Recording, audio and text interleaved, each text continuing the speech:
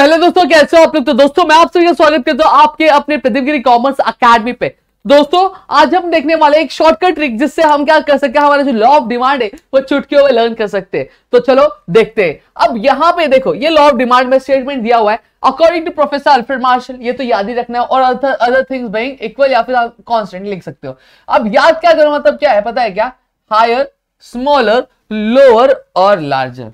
क्या क्या याद करोगे? Higher, smaller, lower, larger. Higher, smaller, lower, larger. याद करो, higher, smaller, lower, larger. Higher, smaller, lower, larger. Higher, smaller, lower, larger. Clear हो गया? अब इतना याद करने के बाद याद कर लो the price of a commodity. The price of a commodity of the quantity demanded. क्या?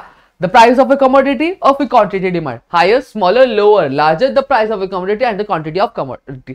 Quantity demanded. ठीक है? अब सबसे पहले क्या? According to Professor Alfred Marshall. According to Professor Alfred Marshall, other things being equal या फिर other things being constants. पहला क्या था? Higher. क्या याद किया था? Price of क्या? Higher the price of a commodity. Common डाल दिया। फिर क्या किया? Smaller. Smaller is the quantity demanded. फिर उसके बाद क्या था? Lower.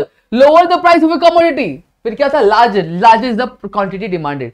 क्लियर हो गया? देखो, higher, smaller, lower, larger. Higher, smaller, lower, larger. Higher, smaller, lower, larger. Higher, smaller, lower, larger the price of a commodity और द क्वांटिटी डिमांडेड। तो वही according to professor Alfred Marshall, other things being constant, higher the price of a commodity, smaller is the quantity demanded, lower the price of a commodity, larger is the quantity demanded. That's it. We are done with the statement of law of demand. Clear हो गया? तो ये आपको समझ गया। अब थोड़ा सा एक्सप्लेन कर देता हूँ। क्या लिखा हुआ है? In other word, other factors remain constant. अगर जो कमोडिटी की प्राइस है वो बढ़ती है, याद है, अगर ये फॉर एग्जांपल ये अगर ये बॉटल है, ठीक है, ये जो बॉटल, अगर ये बॉटल की दाम 100 से 300 हो जाती है तो इसकी डिमांड पहले 10 डिमांड थी, लेकिन अब जो डिमांड हो जाएगी घट जाएगी तो 5 हो जाएगी, यानी प्राइस बढ़ा, जो डिमांड क्या हो गया? कम हो गया। वही जब इसकी प्राइस में जो है 100 से 50 रुपए कर दे रहा हूं, कितना कर दे रहा हूं? 50 रुपए कर दे रहा हूं। तो पहले इसकी डिमांड कितनी थी?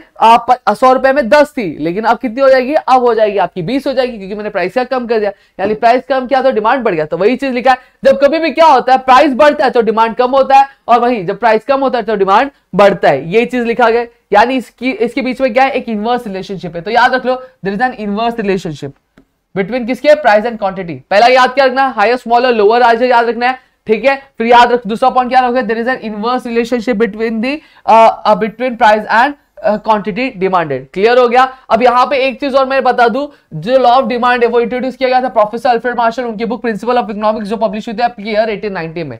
याद रख लो, the law of demand was published by the Alfred Marshall in his book The Principle of Economics in the year 1890। समझा? जो रिलेशनशिप दिखाता आपकी किसी भी प्राइस और क्वांटिटी डिमांडेड के बीच में। क्लियर हो गया? तो यहाँ पे मैंने आपको 4 स्टेटमेंट बताया। पहला क्या? The law of demand was introduced by the professor Alfred Marshall in his book principle of economics in the which was published in the year 1890। फिर उसके बाद the law of demand shows the functional relationship between the price and the quantity demanded. फिर statement of law में according to professor Alfred Marshall, other things being constant या फिर equal.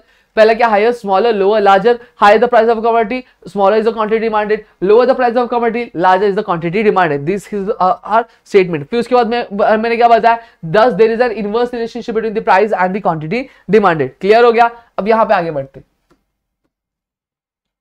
अब देखो यहां पे क्या दिया आपको? शेड्यूल दिया। तो शेड्यूल किस तरह से बनाना है मैंने अभी बताया था आपको। क्या बताया था? कि जब प्राइस क्या होगा? कम होगा तो डिमांड क्या होगा? बढ़ता जाएगा। जैसे यहां पे अगर मैं फॉर एग्जांपल प्राइस लिख रहा हूं, प्राइस ऑफ द कमोडिटी, इसको हम लोग एक्स वेरिएबल से क्या इंडिकेट करते हैं, वही क्वांटिटी डिमांडेड। यहां पे आप देख सकते हो, इतना अच्छे से लिख रहा नहीं हो, ठीक है।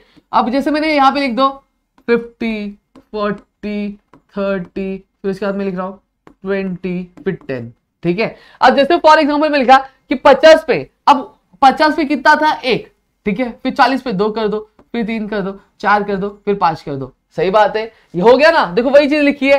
क्या? 50, 40, 30, 20, फिर ऊपर से 1, 2, 3, 4, 5 देते आप, आपका ये शेड्यूल जो है बन गया।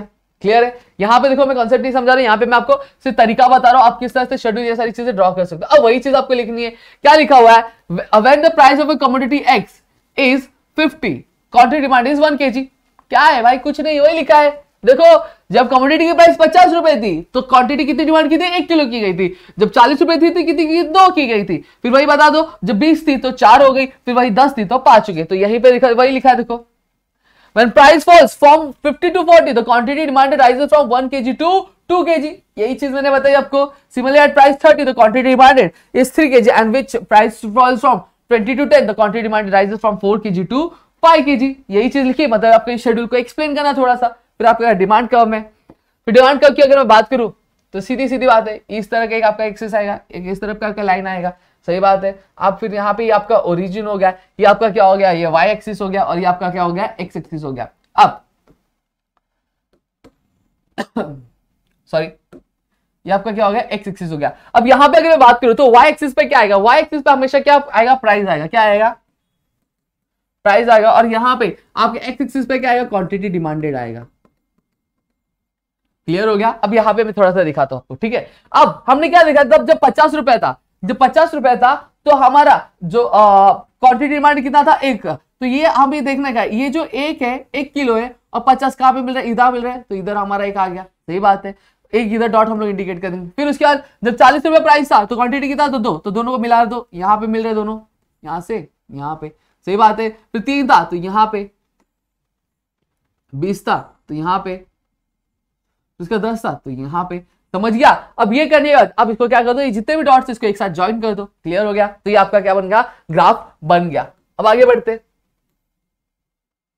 अब यहाँ पे वही चीज लिखनी है कि x axis represents the demand for the commodity. यही चीज है ना, एक्स एक्सिस क्या रिप्रेजेंट कर, ये आपका एक्स एक्सिस ये क्या, क्वांटिटी डिमांडेड, क्या क्वांटिटी डिमांडेड रिप्रेजेंट कर रहा है। और वही वाई एक्सिस क्या रिप्रेजेंट कर रहा है, आपका जो प्राइस है कमोडिटी का, वो क्या कर रहा है, रिप्रेजेंट कर रहा है, ठीक है। डीडी क्या है, डिमांड कर्व है, ये इसको हम लोग डिमांड कर्व बोलते हैं। ये जो लाइन हमने खींची उसको डिमांड कर्व बोलते हैं। अब ये लिख दिया, डीडी क्या हमारा डिमांड कर्व है। फिर उसके बाद जो स्लोप हो रहा है, कहां से हो रहा है, slope from left to right, slope left to right, downward slope हो रहा है ना। देखो पहले 50 था, फिर 40 हुआ, फिर 30 हुआ, फिर 20 हुआ, फिर 10 पे हमने क्या किया, पॉइंट इंडिकेट किया।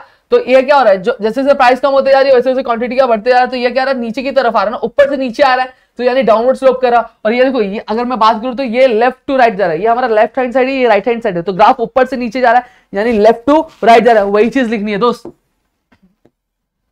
देखो वही लिखा है, फ्रॉम लेफ्ट टू राइट और due to an inverse relationship between. देखो ये इनवर्स वाले जो पॉइंट है बहुत इंपॉर्टेंट थी, आपको लिखना है। तो इस तरह से आप क्या लॉ ऑफ डिमांड लिख सकते हो। मेरे ख्याल से कुछ चीज समझी, वापस बता दे रहा हूं क्या क्या करना है। सबसे पहले प्रोफेसर अल्फ्रेड मार्शल ने उनकी बुक जो है आपका क्या था, प्रिंसिपल ऑफ इकोनॉमिक्स, ये लिखा था, जो पब्लिश हुआ था आपकी ईयर 1890 में, जो लॉ एक्सप्लेन करता है फंक्शनल रिलेशनशिप के बीच में, प्राइस और क्वांटिटी डिमांडेड के बीच में। प्रोफेसर अल्फ्रेड मार्शल क्या बोले, other things being constant, higher smaller lower larger, higher the price of a commodity, smaller is the quantity demanded, lower the price of a commodity, larger is the quantity demanded, ठीक है। फिर other words में अगर मैं बात करूं तो यहाँ पे क्या एक इनवर्स रिलेशनशिप है किसी बीच में, प्राइस और क्वांटिटी बीच में, ये लिख दो।